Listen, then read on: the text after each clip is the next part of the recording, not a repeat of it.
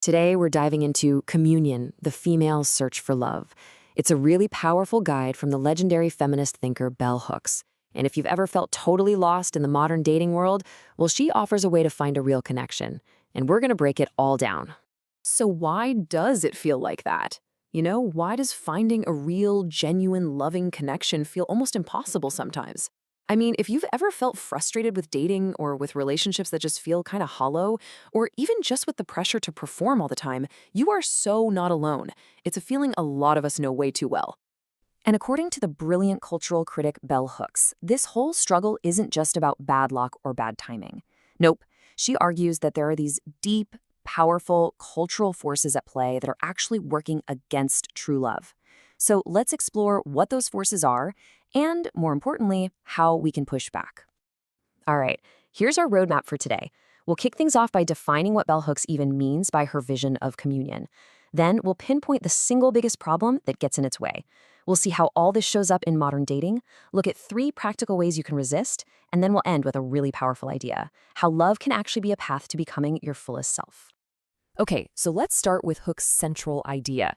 She wants us to move way beyond the typical ideas about romance. She introduces a much deeper, more profound concept she calls communion.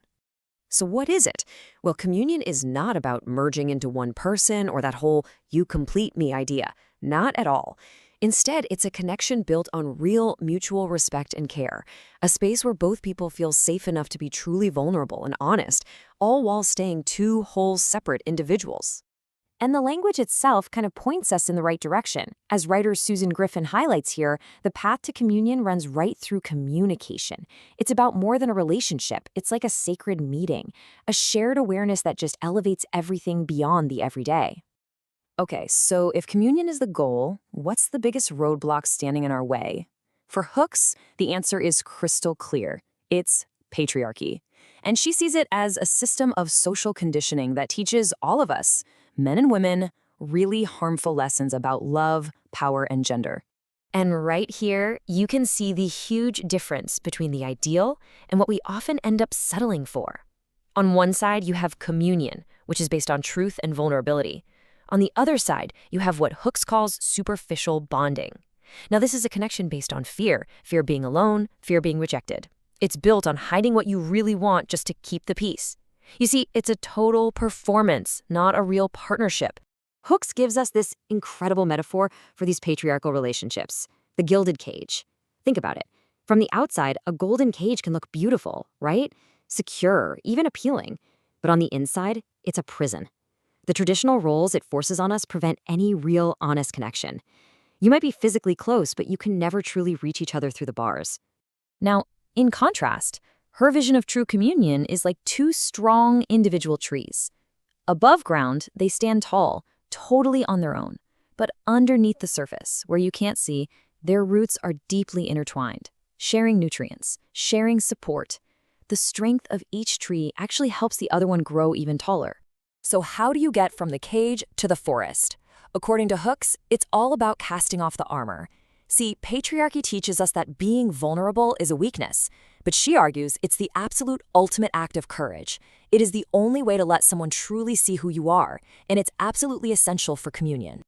Okay, let's look at how this all plays out in the real world, because this isn't just some abstract theory, right? It actually shapes the movies we watch, the stories we tell ourselves, and how we show up on an actual date. These patriarchal ideas are beamed into our brains constantly. Hooks argues that from a very young age, we're fed stories that completely distort our view of love. Just think about fairy tales like Cinderella, which basically teach girls that their story doesn't even begin until they're rescued by a prince. And that narrative gets updated in modern media, but not always for the better. We see films that punish ambitious women, making them out to be lonely, or even worse, total villains. The subtle message is always there.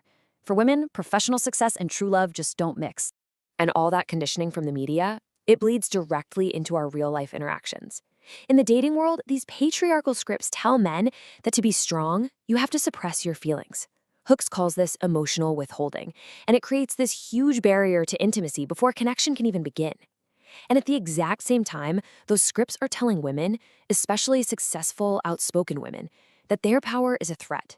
So what do they learn to do? They learn to downplay their achievements, to soften their opinions, to literally shrink themselves, all just to be seen as more desirable and less intimidating. So just take a second to think about your own life, on a recent date or even just swiping on an app. How much of you was the real you and how much was a performance? Were you playing a role? Were you telling the truth about what you wanted, or were you just saying what you thought they wanted to hear? Okay, so this system is powerful. There's no doubt about it, but it's not unbeatable. The good news is, Hooks gives us a toolkit for resistance, a way to actively choose communion over just going with the flow. So, Hooks outlines 3 really powerful strategies to push back. First up, practice radical honesty. This is about so much more than just not lying. It's the courageous act of speaking your truth about your feelings, your fears, your desires, even when it feels risky. It is the antidote to superficial bonding. Second, prioritize your self-love. This isn't about waiting for a partner to come along and complete you. It's about you actively building a life that you love on your own terms. That wholeness is the foundation for a healthy partnership. And third, demand mutual partnership. This means rejecting relationships where the care and the respect and the effort only flow in one direction. Communion is a two-way street, and you have to be willing to walk away from anyone who isn't willing to meet you there. This brings us to our final and maybe the most revolutionary idea from Bell Hooks. For her, the journey toward love is completely inseparable from the journey toward yourself. They're the same path.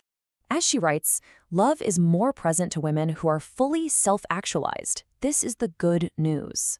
I mean, just think about what that really means. The work of knowing yourself, of building a life that truly fulfills you, that is the very work that prepares you for true love. It's not about finding someone to fix you. It's about becoming so whole on your own that you can build a real partnership of equals. So, we'll leave you with this question to carry with you. Whether it's the idea that you need to be rescued, or that you have to hide your intelligence, or that vulnerability is weakness, which of these old, outdated scripts are you ready to rewrite for yourself? Because according to Bell Hooks, the path to communion starts right there.